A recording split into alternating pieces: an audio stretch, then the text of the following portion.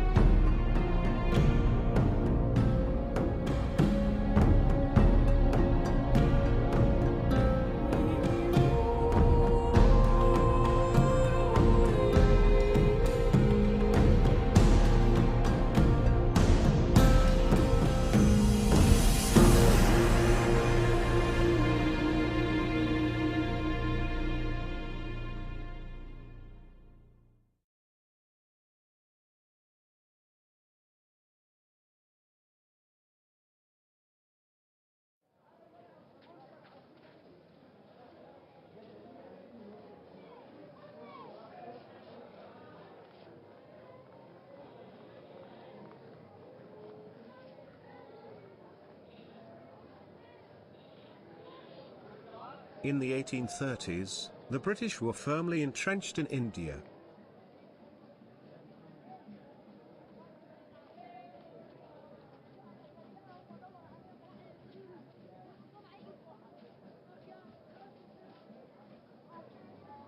But by 1837, the British feared a Russian invasion of India through the Khyber and Bolan passes as the Russian Empire had expanded towards the British Dominion of India.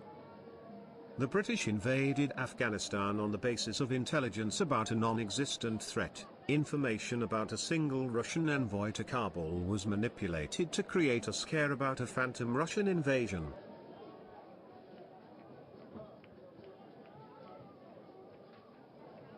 The British sent an envoy to Kabul to form an alliance with Afghanistan's Emir, Dost Muhammad, against Russia. The Emir was in favour of an alliance but wanted British help in recapturing Peshawar, which the Sikh Empire had captured in 1834. The British refused to help. Dost Muhammad then started negotiating with the Russians, who had also sent an envoy to Kabul. This led the Governor-General of India, Lord Auckland, to conclude that Dost Muhammad was anti-British.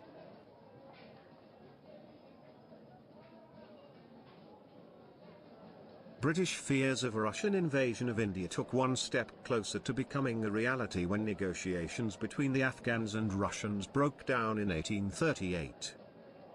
This led Persian troops along with their Russian allies to attack the Afghan city of Herat in western Afghanistan in an attempt to annex it. Russia, wanting to increase its presence in South and Central Asia, had formed an alliance with Persia, which had territorial disputes with Afghanistan, as Herat had been part of the Persian Empire and only in 1750 had it been taken over by Afghanistan.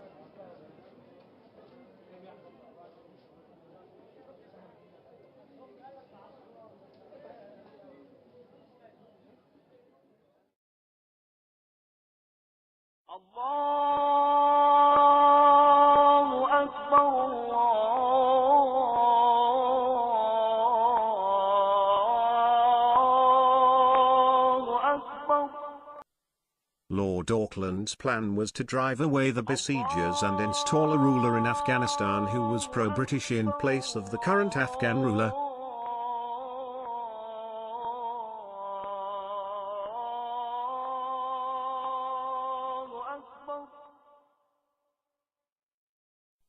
The British chose Shua Shadrani to be the new leader of Afghanistan. To justify his plan, Lord Auckland issued the similar manifesto in October 1838, setting forth the necessary reasons for British intervention in Afghanistan. The manifesto stated that in order to ensure the welfare of India, the British must have a trustworthy ally on India's western frontier. The official British position that their troops were merely supporting Chaucer's small army in retaking what was once his throne was generally seen, at the time, as well as now, as pretext for incorporating Afghanistan into the British Empire. Although the similar manifesto stated that British troops would be withdrawn as soon as Shure was installed in Kabul, Shure's rule depended entirely on British arms to suppress rebellion and on British funds to buy the support of tribal chiefs. The British denied that they were invading Afghanistan, instead claiming they were merely supporting its legitimate Shure government against foreign interference and factious opposition. However, with Persia ruled by a pro-Russian, it may well have been the case that Britain was trying to install a pro-British leader in Afghanistan to prevent Russia from becoming the dominant power and threatening the northwest frontier.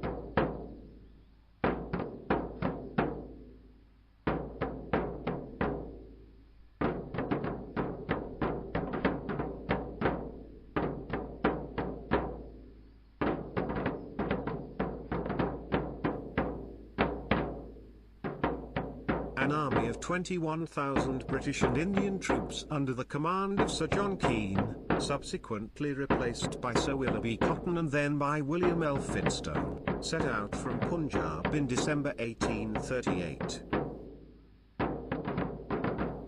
With them was William Hay Macnaghten, the former Chief Secretary of the Calcutta government, who had been selected as Britain's chief representative to Kabul. By late March 1839, the British forces had reached Quetta, crossed the Bolan Pass and begun their march to Kabul. They advanced through rough terrain, crossed deserts and 4,000-meter-high mountain passes, but made good progress and took Kandahar on April 25, 1839.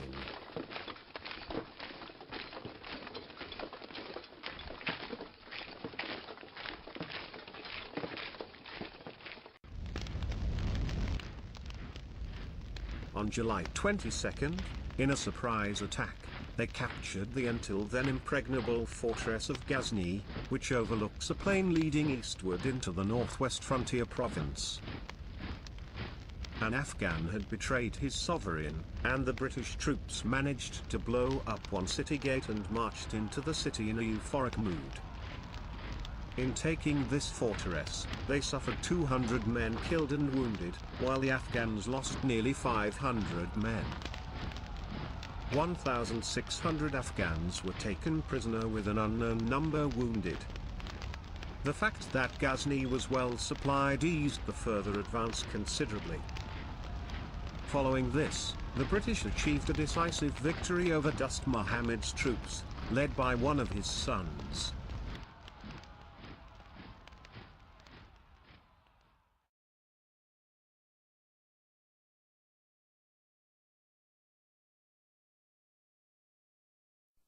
Dost Muhammad fled with his loyal followers across the passes to Bamiyan, and ultimately to Bukhara.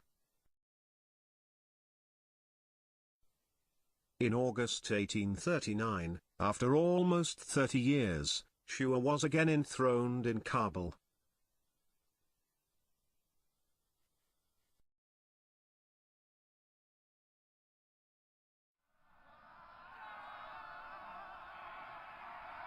On November 13, 1839, while en route to India, the Bombay column was attacked. As a form of reprisal, the Baluchi tribal fortress of Kalat, from where Baluchi tribes had harassed and attacked British convoys during the move towards the Bolan Pass.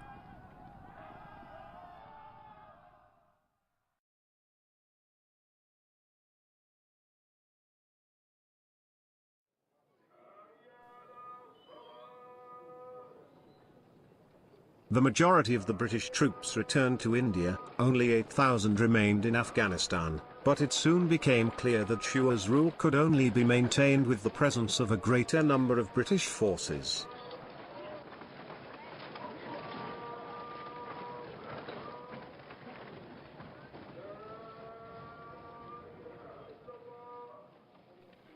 The Afghans resented the British presence and the rule of Shah Shua.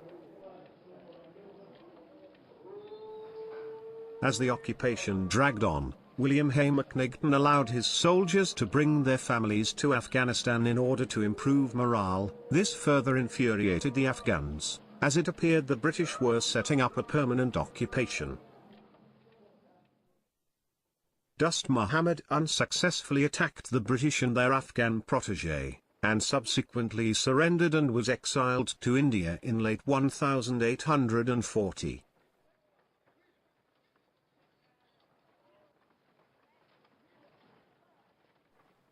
By this time, the British had vacated the fortress of Balakhisar and relocated to a cantonment built to the northeast of Kabul.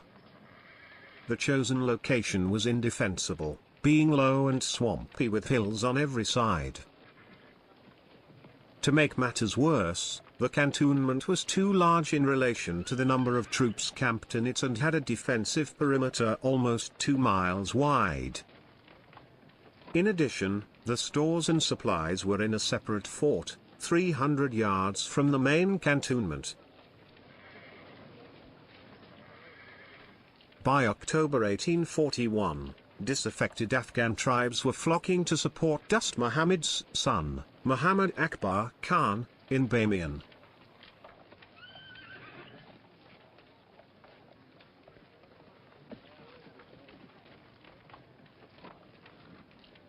In November 1841, a senior British officer, Sir Alexander Secundus, and his aides were killed by a mob in Kabul. The British forces took no action in response to the incident, which encouraged further revolt. The British situation soon deteriorated when Afghans stormed the poorly defended supply fort inside Kabul on November 9. In the following weeks, the British commanders tried to negotiate with Akbar Khan. McNiggton secretly offered to make Akbar Afghanistan's vizier in exchange for allowing the British to stay, while simultaneously disbursing large sums of money to have him assassinated, proceedings that were reported to Akbar Khan. A meeting for direct negotiations between McNiggton and Akbar was held near the cantonment on 23 December, but McNiggton and the 3 officers accompanying him were seized and slain by Akbar Khan. McNiggton's body was dragged through the streets of Kabul and displayed in the bazaar. Elphinstone had partly lost command of his troops already and his authority was badly damaged.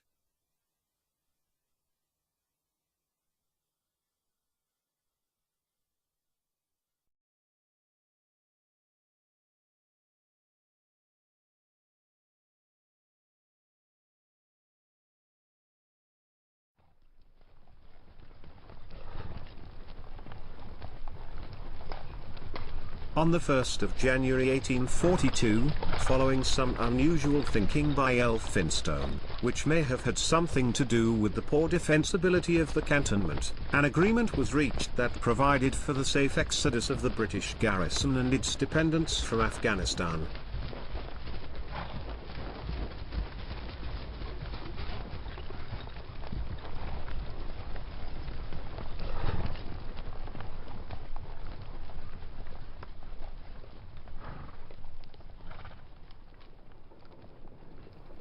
Five days later, the withdrawal began.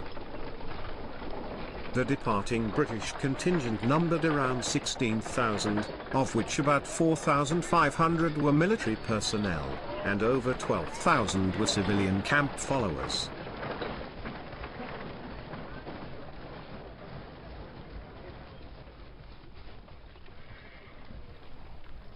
The military force consisted mostly of Indian units and one British battalion, 44th Regiment of Foot.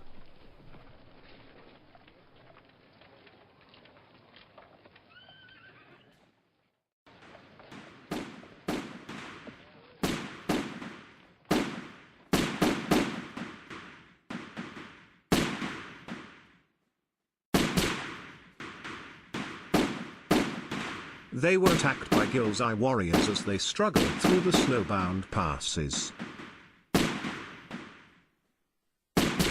The evacuees were killed in huge numbers as they made their way down the 30 miles, 48 of treacherous gorges and passes lying along the Kabul River between Kabul and Gandamak, and were massacred at the Gandamak Pass before a survivor reached the besieged garrison at Jalalabad.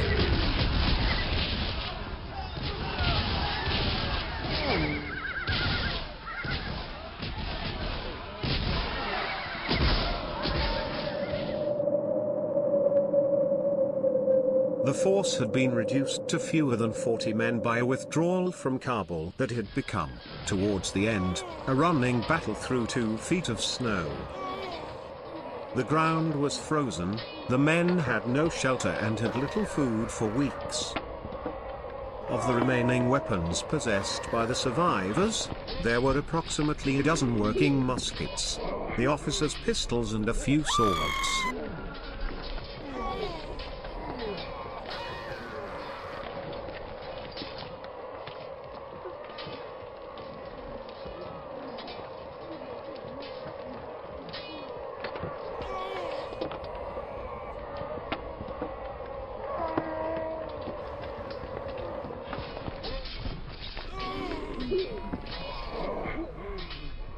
The remnants of the 44th were all killed except Captain James Souter, Sergeant Fair and 7 soldiers who were taken prisoner.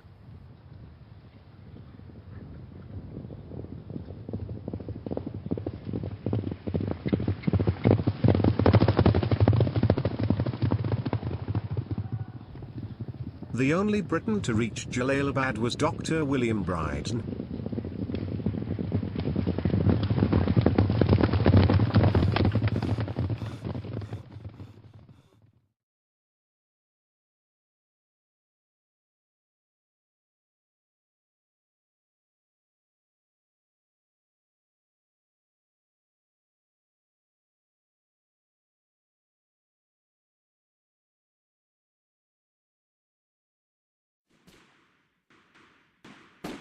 Along with the attacks on the garrison at Kabul, Afghan forces also beleaguered the other British contingents in Afghanistan. These were at Kandahar, where the largest British force in the country had been stationed, Jalalabad, held by a force which had been sent from Kabul in October 1841 as the first stage of a planned withdrawal, and Ghazni.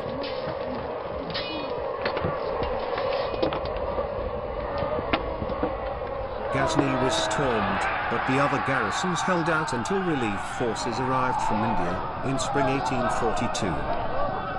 Akbar Khan was heavily defeated near Jalalabad and plans were laid for the recapture of Kabul and the restoration of British hegemony.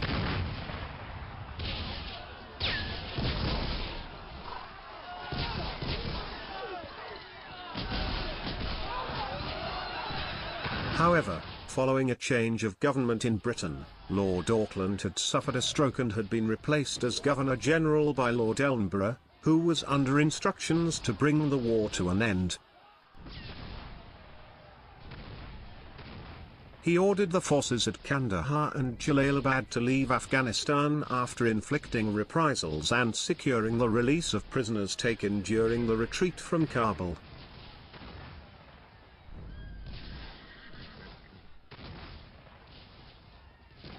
In August 1842, General Nott advanced from Kandahar, pillaging the countryside and seizing Ghazni, whose fortifications he demolished.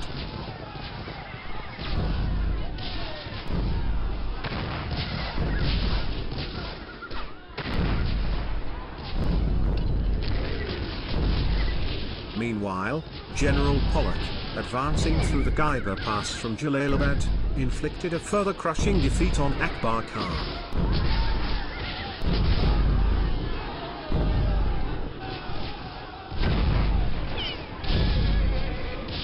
The combined British forces defeated all opposition before taking Kabul in September.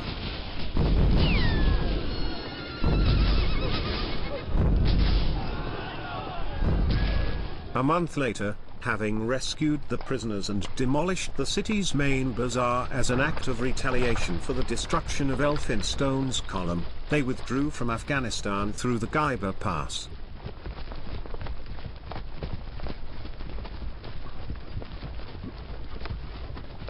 Dost Muhammad was released, re-established his authority in Kabul, and died on June 9, 1863.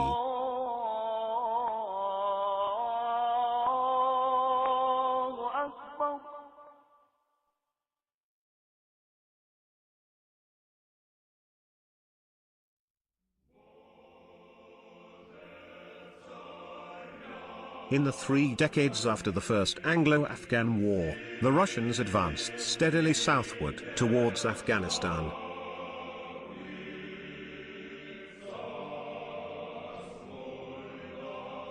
In 1842, the Russian border was on the other side of the Aral Sea from Afghanistan, but 5 years later the Tsar's outposts had moved to the lower reaches of the Amu Darya.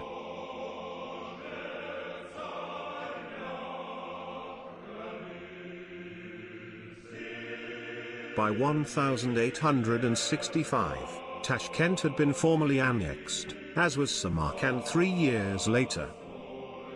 A peace treaty in 1873 with Emir Alim Khan of the Mangit dynasty, the ruler of Bukhara, virtually stripped him of his independence.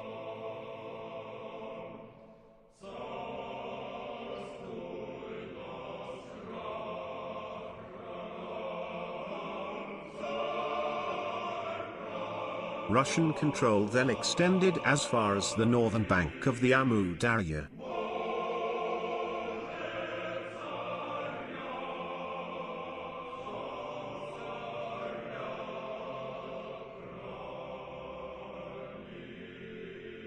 In 1878, the British invaded again, beginning the Second Anglo-Afghan War.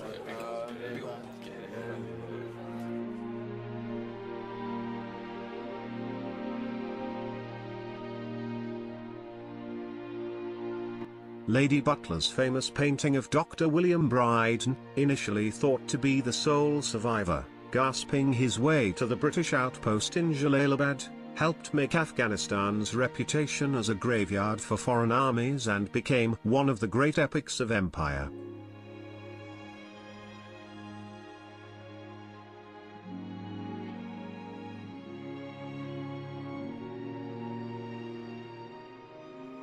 In 1843, the British Army chaplain Reverend G.H. Gleig wrote a memoir of the disastrous First Anglo-Afghan War, of which he was one of the very few survivors.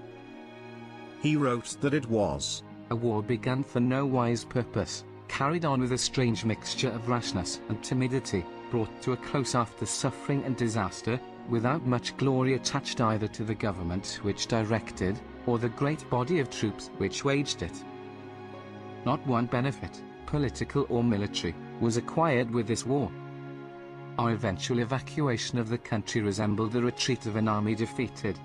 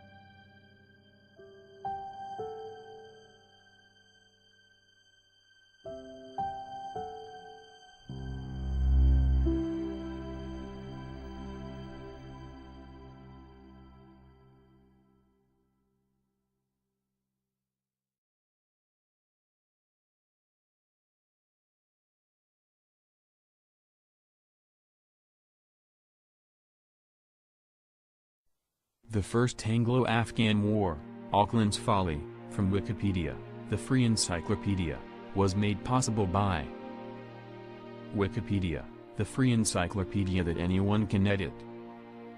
Ivona Recordings, let the world hear what you really have to say. Subtitle Edit, version 3.1. Windows Live Movie Maker, movie making magic.